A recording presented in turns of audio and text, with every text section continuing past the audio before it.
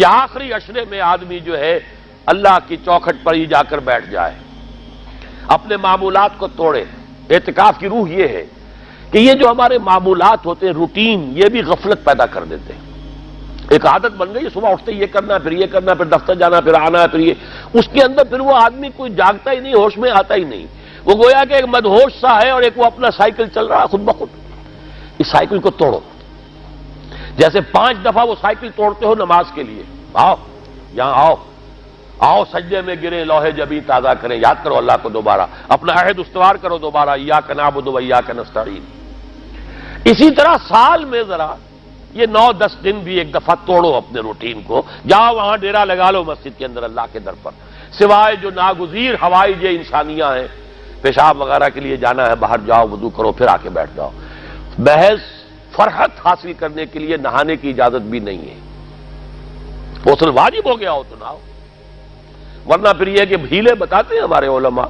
کہ وضو کی نیت سے جاؤ غسل کر کے آ جاؤ، اس لیے کہ معلوم ہے کہ آج آدمی کی جو عادت بن گئی ہوئی ہے روزانہ نہ نہائیں تو طبیعت پہ کسل رہتا ہے، لیکن اسی کو تو توڑنا ہے،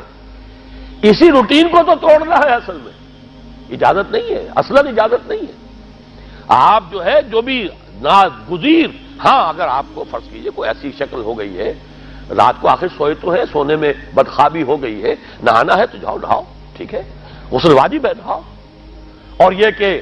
پیشاب کی بہانے کی حاجت ہے جاؤ پوری کرو، وضو کرو، واپس آ کے بیٹھو، چاہے یہاں سو، یہاں ذکر کرو، یاد کرو، جو کرو کرو یہاں پہ، لیکن اور اس میں بھی خاموشی۔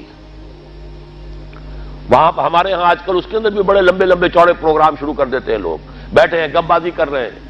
میں نے خود میدان عرفات میں لوگوں کو تاش کھیلتے دیکھا ہے، تاش عرفات میں۔ میں نے سنا یہاں پر اعتکاف میں تاش کھیلے جاتے۔ آپ بالکل نوجوان چھوکرے، فضیلت سنی اعتکاف کی، ویسے بھی گھر سے بھاگنے کو وہ جی چاہتا ہی ہے، کچھ دنوں کے لیے نکلے اس گھر سے، مسجد میں آ کے بیٹھ گئے، وہاں پہ گپے بھی ہو رہی ہے، لطیفہ بازی بھی ہو رہی ہے، تاش بھی کھیلے جاتے، یہ اعتکاف ہو رہا ہے۔ یہ اتنی ہلکی شے نہیں ہے اعتکاف، یہ تو اس عبادت کا، رمضان میں جو روح بیدار ہوتی ہے یہ اس کا کلائمیکس ہے، بہت بڑی عبادت ہے، لیکن اس میں لو اللہ کے ساتھ لگی رہے، لوگوں سے نہیں، تنہائی، غور و فکر، یا قرآن پڑھو، ذکر کرو، نوافل پڑھو، یا سوچو بچ، جیسے حدیث میں آتا ہے وَأَن يَكُونَ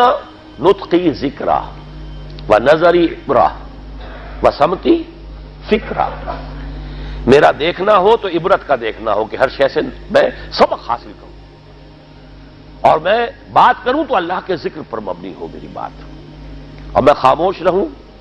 وَسَمْتِي فِكْرًا، غور و فکر، تفکر و اعتبار، جو حضور جا کر غار حرا میں کیا کرتے تھے وہ اعتکاف تھا حضور کا، مکی دور کا اعتکاف، تنہا بیٹھنا۔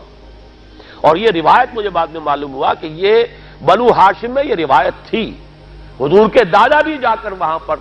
غار حرا میں بیٹھا کرتے تھے، یہ ان کی ایک خاندانی روایت چلی آ رہی تھی، یہ جگہ تھی، اور وہ جگہ ایسی ہے عجیب سی، اب تو خیر بڑی بڑی عمارتیں حائل ہو گئی ہیں، ورنہ میں نے جب پہلا حج کیا تھا سن 62 میں، تو میں نے اس وقت جا کر دیکھا تھا واقعتاً سیدھا کعبہ نظر آتا ہے وہاں سے، اور کچھ درمیان میں نہیں، جیسے اس کو سلٹ لیمپ کہتے ہیں، وہ غار ہے ہی ایسی کہ سامنے ایک دراڑ سی بس کھلی ہوئی ہے، یہ اس کے اندر سے وہاں بیٹھ جائیے سیدھی نگاہ خانہ کعبہ پر جاتی تھی، تو کعبے کا مراقبہ بھی کیا جا سکتا تھا وہاں بیٹھ کر، دیکھنا کعبے کو دیکھنا عبادت ہے، اور پھر اس یکسوئی کے ساتھ کوئی نہیں، کعبے میں ہے تو نہ معلوم کیا کچھ اور ہو رہا ہے، لیکن یہ کہ وہاں تو آپ بیٹھے ہوئے، تو وہ اعتکاف، یہی اعتکاف حضرت موسیٰ نے کیا تھا 40 دن کا، تب تورات ملی تھی، یہی 40 دن کا روزہ کیا رکھا تھا، یہ اگرچہ قرآن میں مذکور نہیں ہے، حضرت موسیٰ کا تو قرآن میں مذکور ہے، حضرت عیسیٰ کا انجیل میں مذکور ہے، 40 روز کا روزہ اور اعتکاف پہاڑوں میں کیا جا کر، تب انجیل ملی، یہی اعتکاف تھا جو حضور کر رہے تھے غار حرا میں، تب قرآن، اقرا بسم ربک الذی خلق، خلق الانسان من علق، یہ تو اس کا ایک عکس، اس کی ایک جھلک ہونی چاہیے۔ میں نے روح اعتکاف پر بھی ایک زمانے میں ایک تقریر کی تھی، میں نے دیکھا چھپی ہوئی تھی، اب پتہ نہیں کہیں اویلیبل ہے یا نہیں، ایک علیحدہ کتابچے کی شکل میں بھی تھی، ویسے عظمت سیام و قیام رمضان مبارک پر بھی میرا کتابچہ ہے، عظمت صوم، جس میں کہ پھر میں نے یہ انسان کے 2 وجود اس کے بارے میں بھی خاصی وضاحت کے ساتھ گفتگو کی ہے، وہ بھی میرا کتاب چاہے شاید باہر اس پہ ہوں گے۔ تو فرمایا جب تم اعتکاف میں ہو تو ان کے ساتھ مباشرت نہیں کر سکتے۔ تلک حدود اللہ ہے، یہ اللہ کی حدود ہیں، فلا تقربوها، ان کے قریب مت جانا۔ قرآن مجید میں حدود اللہ کے لیے یا تو آتا ہے فلا تعتدوها، یہ اعتدا کہتے ہیں کسی حد کو کراس کر جانا، تجاوز کرنا، اور جہاں زیادہ احتیاط کی بات ہے وہاں فلا تقربوها، آخری حد کے قریب تک نہ چلے جانا، مبادا کہیں غلطی سے قدم جو ہے ادھر پڑ جائے۔ جیسے حضور نے حدیث کے اندر بیان فرمایا الا لکل ملک حمن، ہر بادشاہ کی ایک محفوظ چراگاہ ہوا کرتی تھی، اسی کے جانور اس میں چریں گے، کوئی رعیت میں سے کسی کی بھیڑ بکری، کسی کا کوئی جو ہے گھوڑا وہاں نہیں آ سکتا۔ اب اگر کسی کا گھوڑا یا کسی کی بھیڑ بکری چلی گئی، وہ مجرم ہو گیا، پکڑا جائے گا، گردن ماری جائے گی۔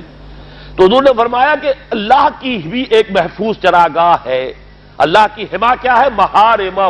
جو چیزیں اس نے تم پر حرام کر دی، ان کے قریب نہ جانا۔ تو دیکھو اگر کوئی چرواہا اپنی بھیڑوں بکریوں کو بالکل آخری حد تک لے جائے گا، اس بادشاہ کی جو وہ حد ہے، تو اندیشہ ہے کہ بھیڑیں بکریاں کہیں ایک چھلانگ لگائے اور بادشاہ کی چراگاہ میں داخل ہو جائے، لہذا ذرا فاصلے پر رہا کرو۔ یہ ہے آخری حد تک نہ جاؤ بلکہ کچھ فاصلے پر رہو۔ فلا تقربوها، یہ اللہ کی حدود ہے تو ان کے قریب مت پھٹکو۔ کذالک یبین اللہ لکم آیاتہ للناس لعلہم یتقون، اسی طرح اللہ تعالی اپنی آیات لوگوں کے لیے واضح کر رہا ہے تاکہ وہ بچیں، تقویٰ کی روش اختیار کریں، حدود الہی کا احترام کریں، اس میں کہیں تجاوز تو دور رہا، اس کے قریب بھی نہ آئے۔ هي الحلقات تحفظني بآيات من القرآن، هي الحلقات تملأني بحب المصطفى العدنان.